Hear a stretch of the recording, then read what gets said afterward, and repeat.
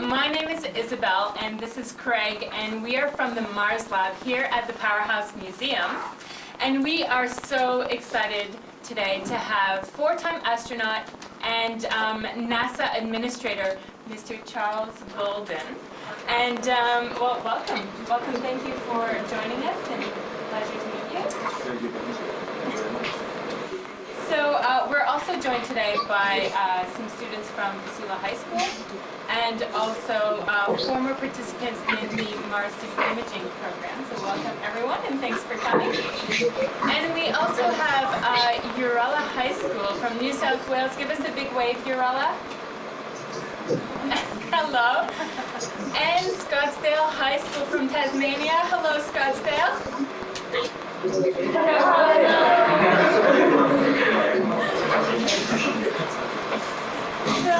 Mr. Administrator, you were down in Canberra last Thursday for the 50th anniversary of the Space Network. So, how important is Australia to that partnership around the world? The partnership that we celebrated last week was, in fact, the 50th anniversary of the Deep Space Network, which includes different places around the world. Here in Canberra, in the United States of Bolden, but it was also the 49th anniversary of the tracking station, and that symbolizes, you know, a more than 50-year relationship between the United States and Australia.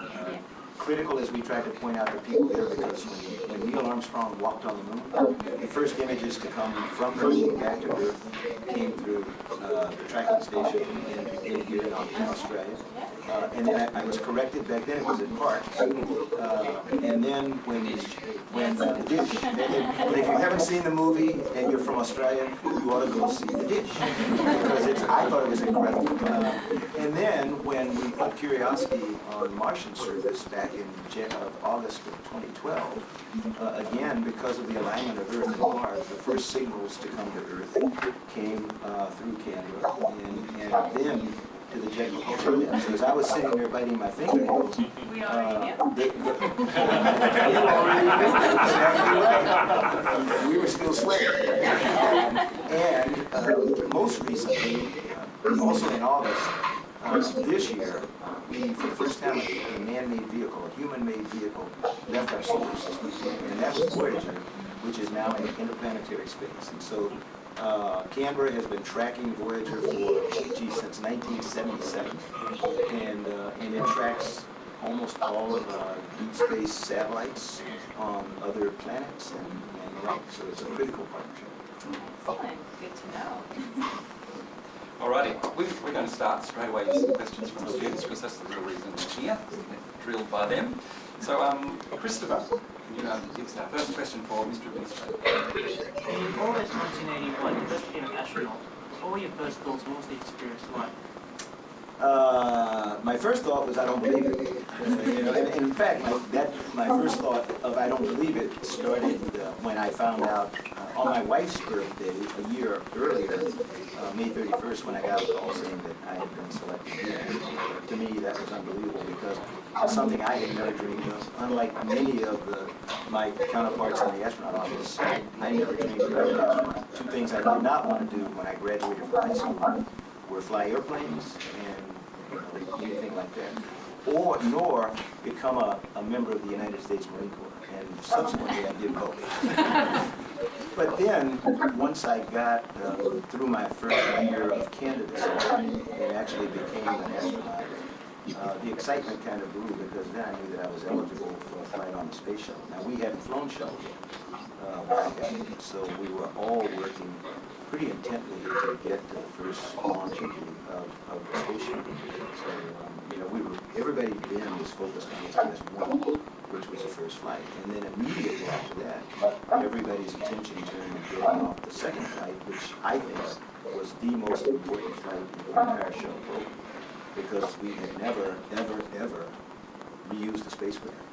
And so when people thought that flying the first time, you know, was risky, not nearly as risky as flying the second flight. Yeah. Because now we had a vehicle that had been out in space, Recycled. had come back through the atmosphere, had been beat up and overheated and everything, and we were going to send it back up. And we had, we were just nervous, and it worked great. Any other rattles? Any additional- There are always rattles. The vehicle makes a lot of noise.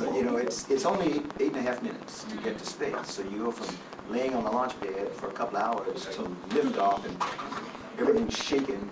And the first 2 minutes while the solid rocket boosters are burning, all you hear, although you got a helmet on with sound attenuation and everything, but you can hear all the rattling in the vehicle because as tight as everything is, I mean, there's still stuff that's shaking. The lockers that have all of our equipment. It's just, and then you remember you're flying a vehicle that was built by the lowest bidder. So that's the final shaking as thought. You think about it. Quite a few shaky astronauts. Right, terrific. Liam, do you have a question for When did you develop this passion for space exploration, and what is it that drives you to that? I think my personal passion for exploration began a long time ago when I was a kid. I grew up in Columbia, South Carolina. My mother and my father used to worry all the time because they knew that I was incredibly inquisitive. I loved to take things apart and try to put them back together. It didn't always successful. My most enjoyable forays as a very young kid was to do what my mom and dad said don't do, go down to the river and get on. We had a big dam that crossed the Broad River, which was one of the two big rivers that came right through the middle of South Carolina.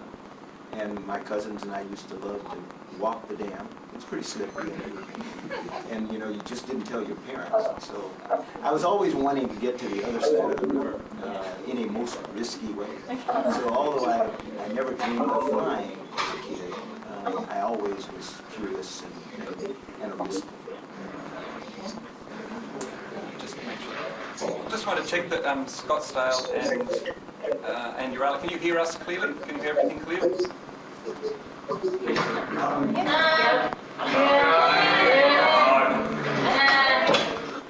We're getting this from Miss McKinnon there.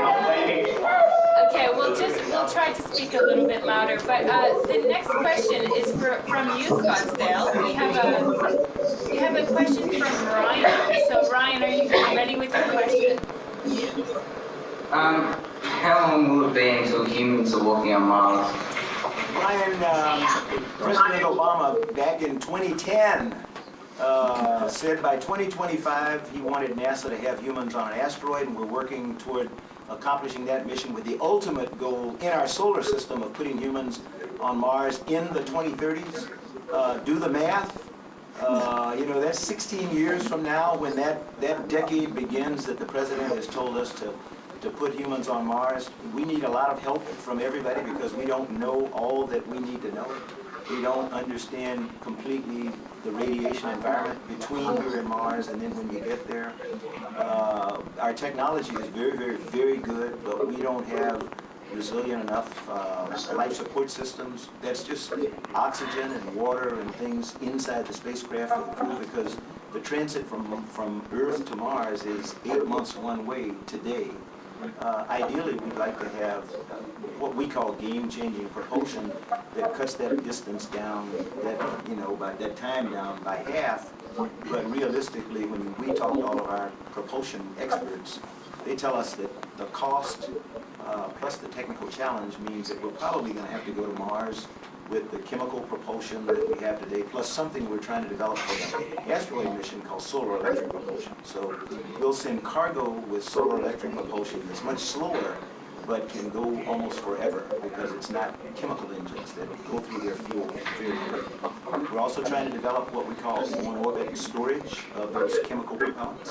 If we can do that, then we can use small commercial rockets, like whether it's a Boeing rocket or a SpaceX or a Japanese rocket or whatever, they can launch, get on orbit, and then go to a fuel depot and refuel, and you can use smaller rockets to go those extra distances, but we're not there yet. But But I guess the answer is 16 years until we're about ready to orbit Mars, and then some years after that before we put humans on the planet.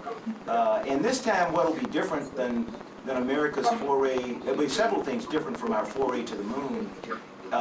We intend to stay, so we'll be talking about human habitats on Mars. And the biggest difference is this is going to be an international endeavor.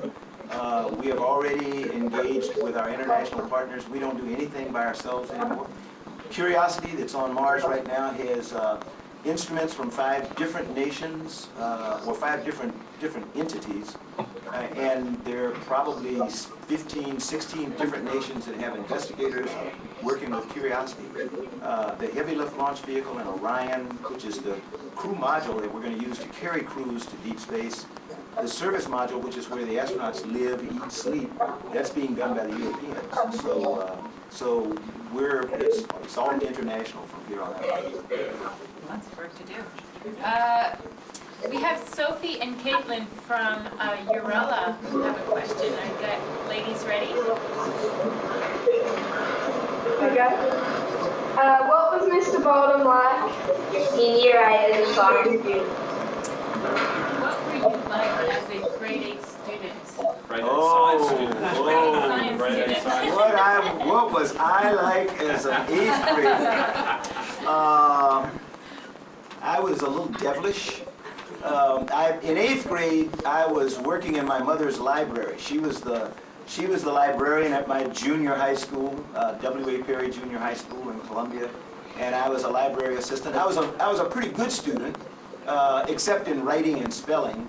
But the lucky thing for me in 7th and 8th grade was I had 2 incredible teachers, both men, which was really important back then because there weren't too many male teachers outside of high school where they were mostly disciplinarians. But I had a math teacher and a science teacher. My science teacher was James P. Neal. My math teacher, long name, was King Benjamin Lindbergh Jeffcoat. And Mr. Jeffcoat had been off for a summer institute for teachers. He had learned what was called new math back then. You all call it set theory.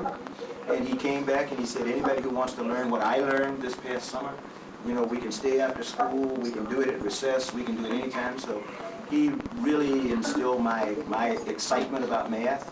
Mr. Neal actually got us involved in science fair projects. And so I made my first science fair project in 7th grade, and I never looked back. Every year, I just look forward to the science fairs. And so again, my excitement from being a little kid grew into more excitement, kind of organized as an 8th grader, doing science fairs and looking for new things, new ways to learn and the like.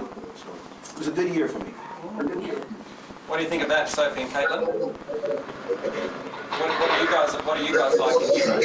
Sophie and Caitlin, can you all stand up? Sophie and Caitlin, Yeah, can you all Sophie and stand up? They're hiding you, Yeah, Sophie and Caitlin, The camera is. or just walk back a bit. so everybody can see you. They're right there. Their heads are there. Yeah. Hey, thank you. There they are. Yes, all right. Thank you, Sophie and Caitlin. Okay, back into the studio, and sitting beside me, Annabelle. Annabelle, you have a question for Mr. Administrator. So I've read about the magnetospheric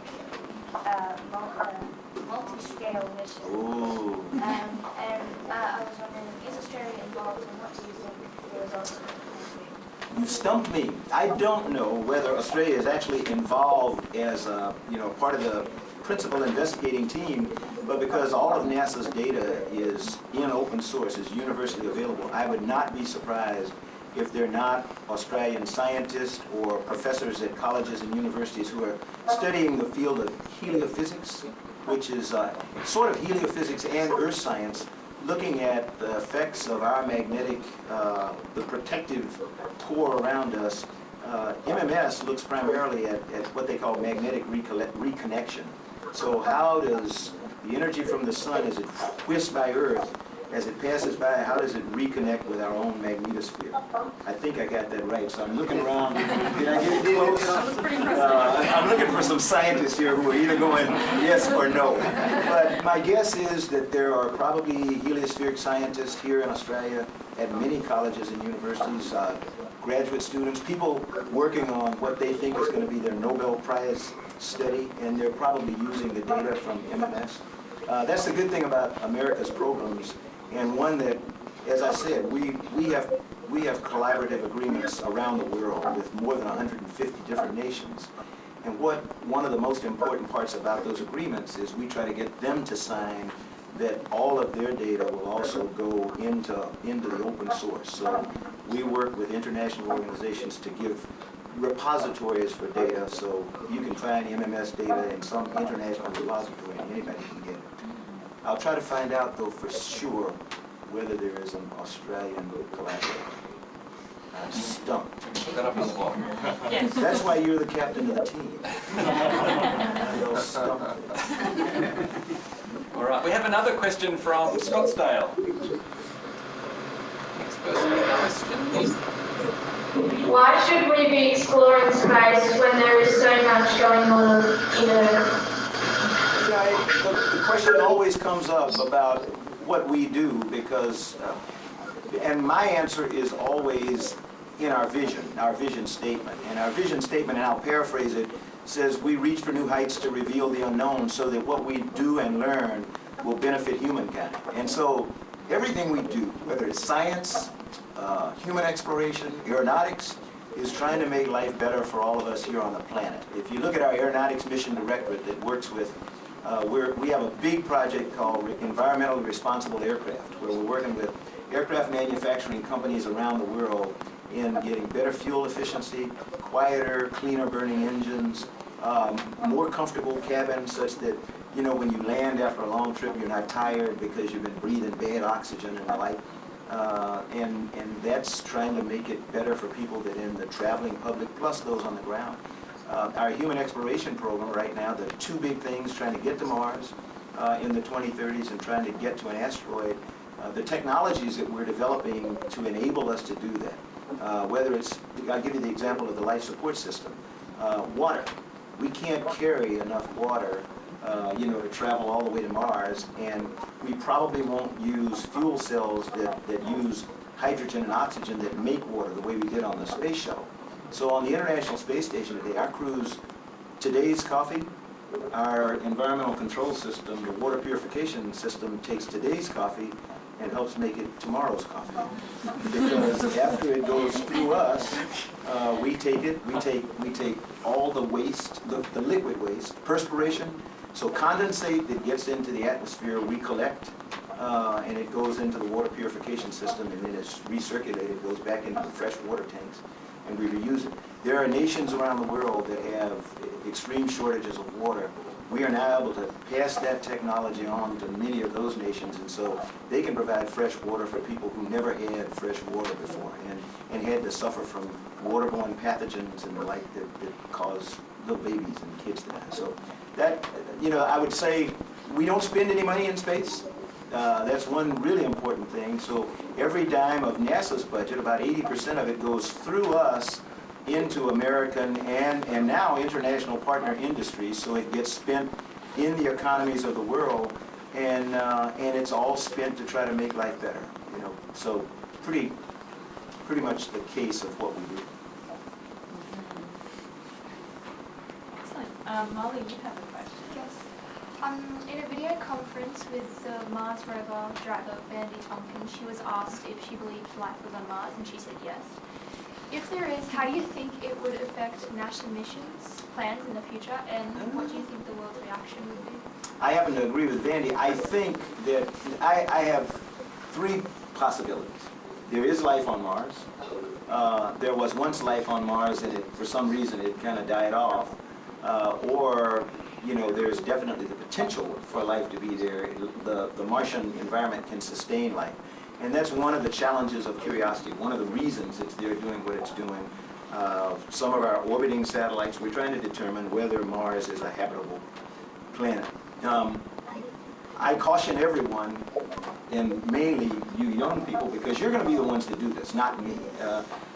My generation is kind of, we have been up here and we're down now on the backside of our power curve, so we can pedal as fast as we want, but we're not going to be as good as you are. You're still going up. Be patient.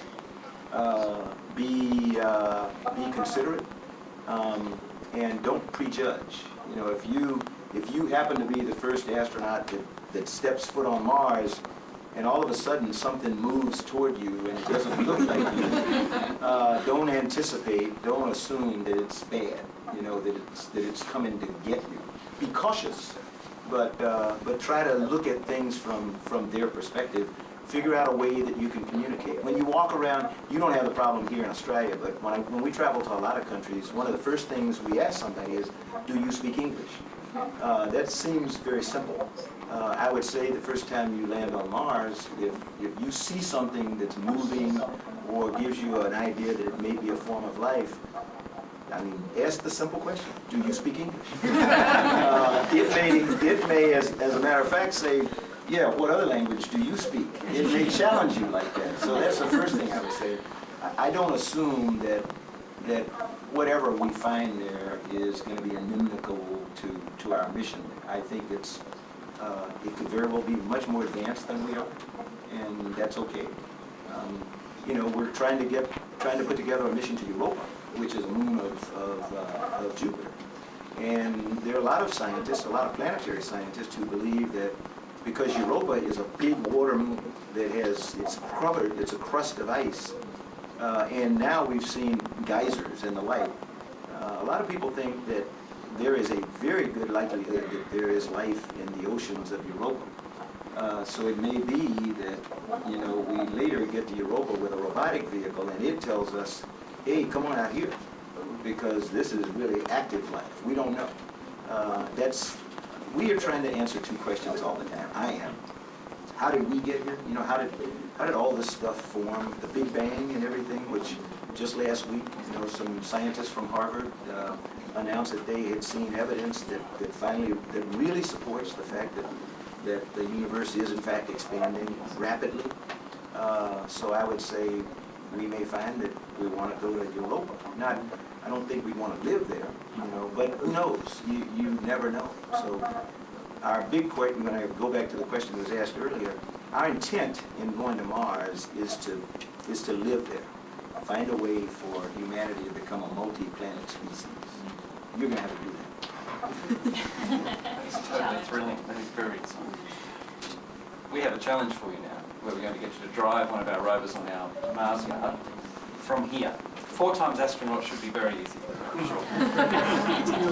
The famous last words. So some of our students there, I know down in Scottsdale, last year they were driving the rover as well. So can you see that screen? I can. Yeah, so this is one of our interfaces here, and this actually shows us the Mars yard from different views, and also through the pan-tilt camera of the rover at the moment. So James, maybe you could bring up on the Mars yard map. What we'd like to do is show you our Mars yard maps over here. So actually the students are now seeing that. So you can see there, this is a digital tool that students can use to plan their mission. So they've got a very detailed view of it. So you can see where your rover is at the moment, and basically where that grey thing is. And we want you to drive to that target there, where you guys were having your photos and things. You can see some terrific tracks there before. All right. So Vandy did this really well. So He's a rover. Vandy is also like 40 years younger. So to make it a bit more interesting, we'd like to have it a collaborative drive as well. So at Uralla, we have Gemma and Jamie, is that right? Give us a wave. Gemma and Jamie. Yeah. All right. Okay. So have you got your interface up at your end? Yep, you're all ready to go. So Mr. Administrator is going to drive the rover forward and bring it up to this lovely rock of interest up here with some interesting things on it. And Gemma and Jamie are then going to pan the camera down, tilt the camera down, and we're going to capture a photo and start an instrument reading. All right, so this is our rover status here at the moment, and your main control here. So grab motion 0, grab and spot turn off. I'm assuming you can play out in here that everything is fine, so it's actually dead straight to get into the rocket. So you can see the throttle for us. Okay, and use this. Yeah. Okay, mouse. Yeah. Oh, use this one. Pick it up in, and descending. Yeah, that's a bit cautious. 5 is a bit cautious. Let's go with Okay, is it speed? yeah, that's basically your throttle. Basically, you can go right up to so a positive throttle of 100 will take you faster forward, and minus will take you backward. So let's all right, and then send it. And the command has now been sent, and there our rover So we is can now see moving. there, drive So 65. if you hover over the stop as well when you're ready, when you think we're close enough. And they're gonna do the. Yeah. Okay, are you all ready? Is that close enough? How about there? All right. My team? Okay, that's right. Your team. So if you instruct them what you want them to do with the pan tilt camera, there's Okay, can you tilt down and pan it right? A little bit. Can you see the rock? Why don't I trust you to do what you think is right? Okay, my command is take over from here. Pan and tilt as necessary. And then you tell me if you need to get the rover a little bit closer. So let's see. We'll see it actually register when they have done the pan. Yeah. You will actually see the camera move. Are you keeping us in suspense there, Urella? Is that Jamie? Jamie and Jim. How's it working, Jamie? Jamie, don't go silent on me. Gemma, how's it working? We're not seeing any movement from the camera. Oh, okay. Let's do a little troubleshooting here. Ah, there we go. There you go. Oh, we got it. Fantastic. Yay. All right. Okay.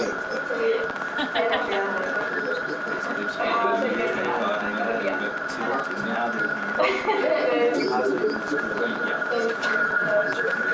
So we have our whole idea is that the students can log in from wherever, and everyone can see what's on. So in a classroom situation, we would have a driving team, and a pan tilt team, a camera team, and they can have these set up. We also have a Mars Yard map team, so they can be logging the events that are going on at the same time.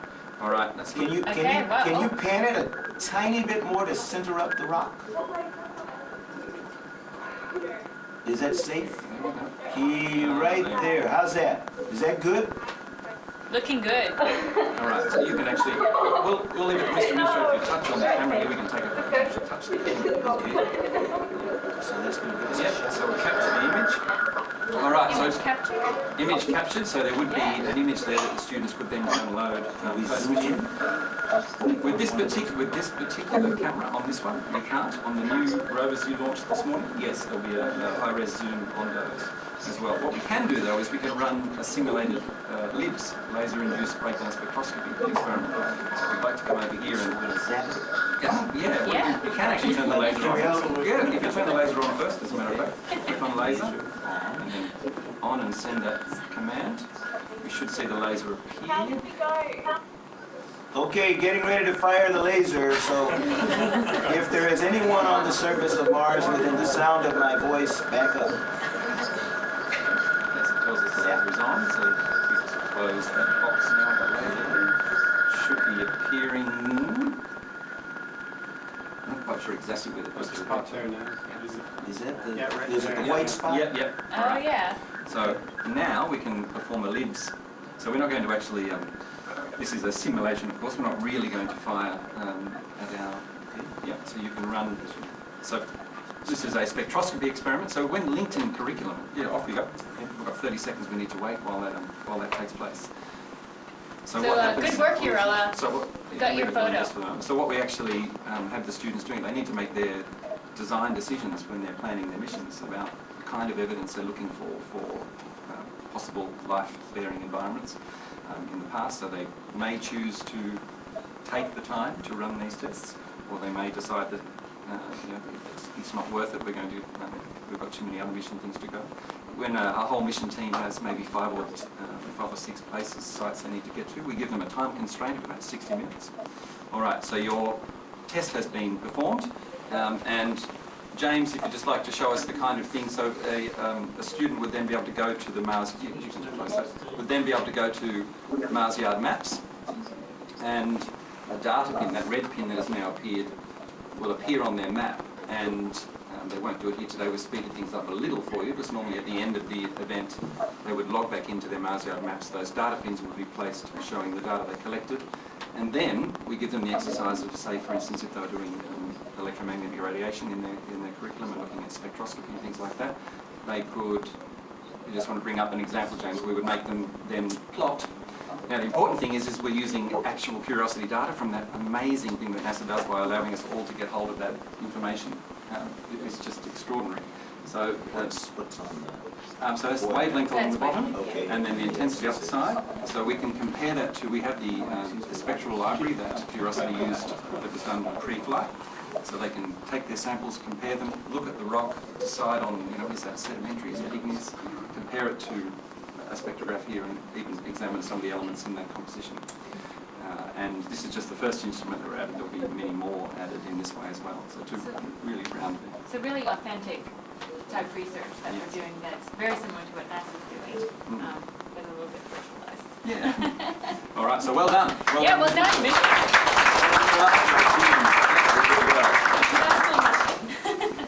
All right. Question? We have one final question from Fernanda. Hello. I heard that when you became NASA administrator, President Obama gave you a mandate to help re-inspire children who want to get into science and maths.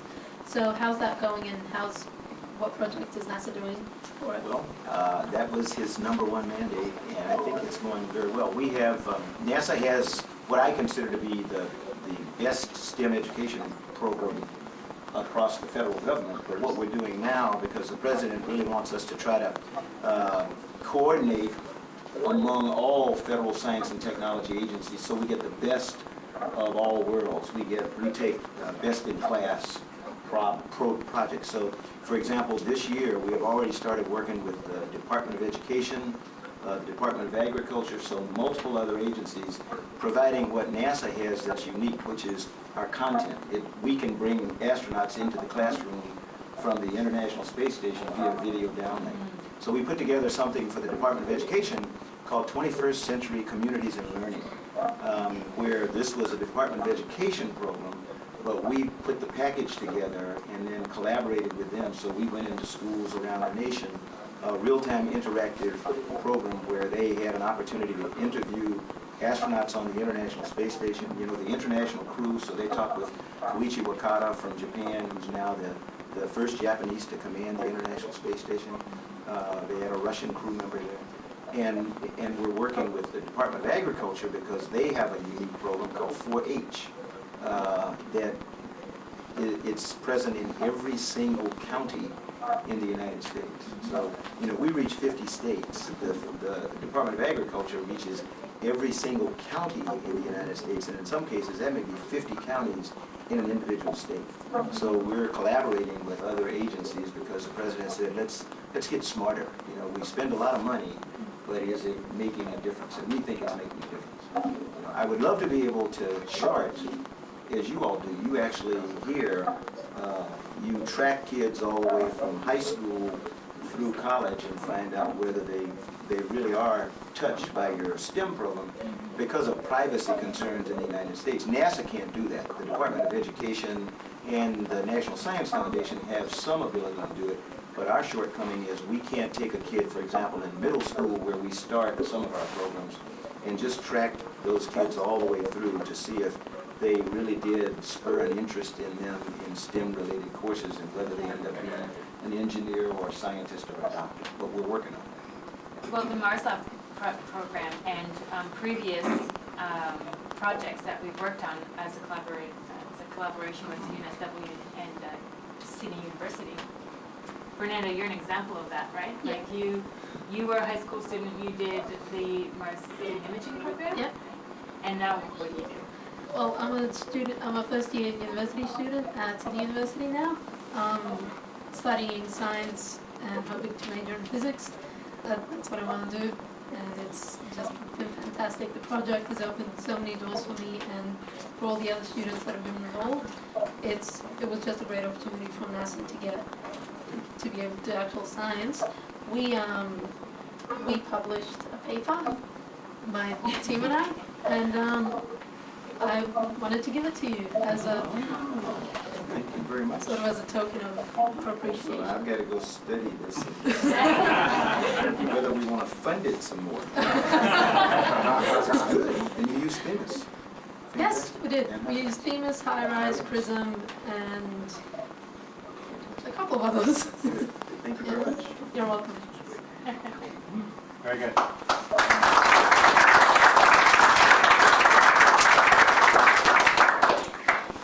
Well, we're almost out of time, unfortunately, because we could sit here and talk to you all day. But, we'd just like to thank you so much for coming to the Powerhouse Museum, helping us commission the amazing rovers. Yeah, so thank you very much. Does everyone want to help us say thank you to Mr. Administrator? Thank you all.